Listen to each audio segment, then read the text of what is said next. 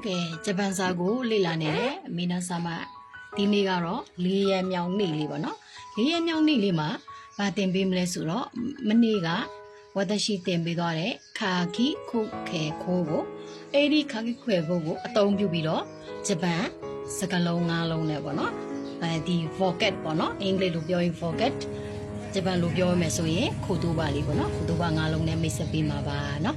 ခါခီခဲခိုးကိုအသုံးပြုပြီးတော့နော်ဟုတ်ပြီဒီနေ့ဗာတင်ပြပေးမယ်ဆိုတော့ဝတ်တရှိဗာတင်ပြပေးမယ်ဆိုတော့ဒါလေးကတော့ရောမကြီးပေါ့နော်ရောမကြီး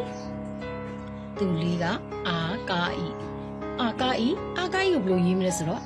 ဒီဒါလေးကတော့အာပေါ့နော်ဝတ်တရှိတင်ပေးထားတယ်ဒါလေးကတော့အာဒါလေးကတော့ကာနော်နောက်ကဒါလေးကအာကာဤကမြန်မာလိုပါလဲဆိုတော့နီတော်နော်နီတော်နော်အာကာဤနော်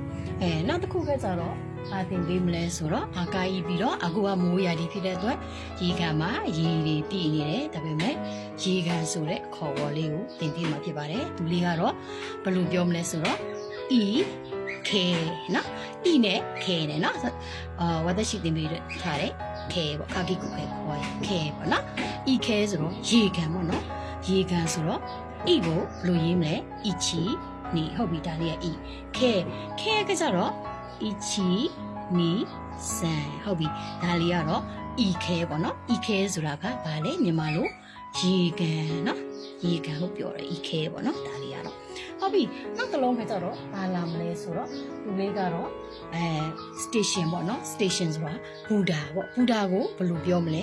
ဆိုတော့ယထာ station ဘူဒါကိုဘယ်လိုပြောမလဲဆိုတော့အေခီဟုတ်ပြီဒါလေးကတော့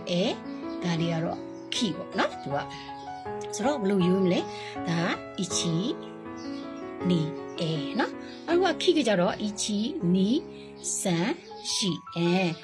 ခီဆိုတော့ဗာလဲမြန်မာလိုဘူဒါနော်ဘူဒါနောက်တစ်လုံးကနောက်တစ်လုံးမှာတင်ပေးမလဲ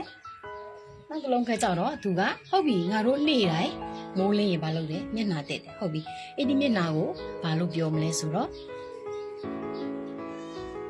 ခါ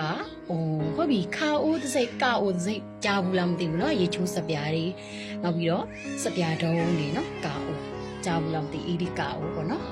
ခအမှားတော့ကာအိုးပေါ့ခအိုးပေါ့เนาะပြောတကယ်တမ်းဖတ်မဆိုရင်ခအိုးကကြတော့ဘယ်လိုရေးလဲဆိုတော့အီချီနီ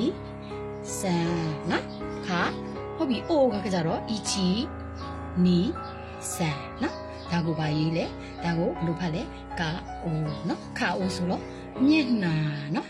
မျက်နှာပေါ့နော် face ပေါ့မျက်နှာပေါ့နော်အင်္ဂလိပ်လိုပြောမယ်ဆိုရင် face ဟုတ်ပြီအဲ့ဆိုရင်နောက်တစ်လုံးတင်ပေးမလဲဆိုတော့လီနာဆောင်ကိုဟုတ်ပြီဒီလိုမိုးရာဒီတွေမှာဘာလေးပေါ်မလဲချင်းဟုတ်ပြီချင်းကိုဘယ်လိုပြောမလဲဂျပန်လိုဟုတ်ပြီသူလေးကတော့ခသူလေးကတော့ခဆိုဘာခေါ်မလဲချင်းလို့ခေါ်မယ်နော်ဆိုတော့ဂျပန်လိုခဆိုရင်ချင်းပေါ့နော်သူကဘယ်လိုရင်းလဲသူကလေးအလုံးလေးပဲသူလေးရပေါ့နော်ဟုတ်ပြီသူလေးကတော့ခအဲ့ဒါဆိုတော့ခဆိုတာဘာလဲမြန်မာလိုချင်းပေါ့နော်ဟုတ်ပြီနောက်သင်ခန်းစာတွေမှာလည်းစိတ်ဝင်စားတယ်ဆိုရင်ဝတ္တရှိရဲ့ page ကို like and follow လုပ်ပြီးခြင်းဖြင့်လုပ်ပေးထားခြင်းဖြင့်နေ့တိုင်းဂျပန်စာအခြေခံဂျပန်စာကိုဝတ္တရှိနဲ့အတူတူလေ့လာကြရအောင်เนาะဝတ္တရှိကတော့ပညာဒါနအနေနဲ့မျှဝေပေးတာဖြစ်တဲ့အတွက်မှားတာရှိရင်လည်းတစ်ခါတလေမှားတာရှိရင်လည်းဝတ္တရှိကို